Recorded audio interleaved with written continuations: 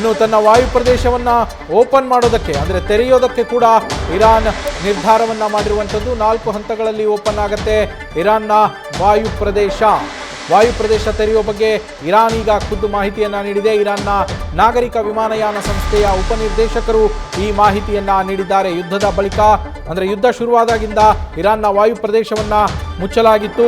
ಅಲ್ಲಿಂದ ಯಾವುದೇ ಏರೋಪ್ಲೇನ್ಗಳ ಸಂಚಾರ ಇರಲಿಲ್ಲ.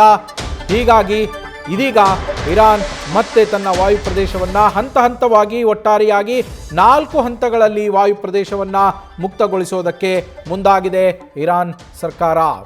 ಇರಾನ್ ನಾಗರಿಕ ವಿಮಾನಯಾನ ಸಂಸ್ಥೆಯ ಉಪನಿರ್ದೇಶಕರು ಈ ಬಗ್ಗೆ ಮಾಹಿತಿಯನ್ನು ಕೊಟ್ಟಿದ್ದಾರೆ.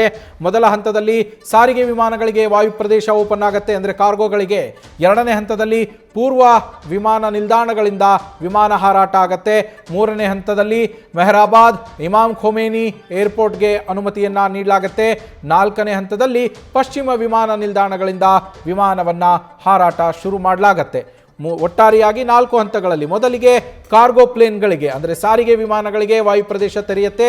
2ನೇ ಹಂತದಲ್ಲಿ ಪೂರ್ವ ವಿಮಾನ ನಿಲ್ದಾಣಗಳಿಂದ, ಇರಾನ್ನ ಪೂರ್ವ ಭಾಗದ ವಿಮಾನ ನಿಲ್ದಾಣಗಳಿಂದ ಸಂಚಾರ ಶುರುವಾಗುತ್ತೆ. 3ನೇ ಹಂತದಲ್ಲಿ ಮೆಹರಾಬಾದ್ ಏರ್ಪೋರ್ಟ್ ಹಾಗೆ ಇಮಾಮ್ ಖೊಮೇನಿ ಏರ್ಪೋರ್ಟ್ನಿಂದ ಸಂಚಾರ ಶುರುವಾಗುತ್ತೆ. 4ನೇ ಹಂತದಲ್ಲಿ ಪಶ್ಚಿಮ ಭಾಗದ, ಇರಾನ್ನ ಪಶ್ಚಿಮದಲ್ಲಿರುವಂತಹ ವಿಮಾನ ನಿಲ್ದಾಣಗಳಿಂದ ಹಾರಾಟ ಶುರುವಾಗುತ್ತೆ. ಆ ವಾಯು ಪ್ರದೇಶ ಕೂಡ ಸಂಚಾರಕ್ಕೆ ಮುಕ್ತವಾಗುತ್ತೆ.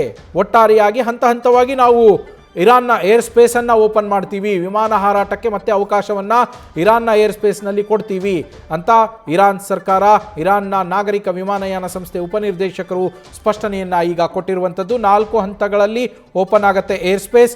ಹಂತವಾಗಿ ಯಾವ ಹಂತದಲ್ಲಿ ಯಾವಾಗ ಓಪನ್ ಆಗುತ್ತೋ ಆಗ ಮಾತ್ರ ಅಲ್ಲಿ ಸಂಚಾರಕ್ಕೆ ಅವಕಾಶ ಇರುತ್ತೆ. ಅಲ್ಲಿವರೆಗೂ ವಿಮಾನಗಳ ಹಾರಾಟಕ್ಕೆ ಅವಕಾಶ ಇಲ್ಲ ಅನ್ನೋದನ್ನು ಇರಾನ್ ಸ್ಪಷ್ಟಪಡಿಸಿದೆ.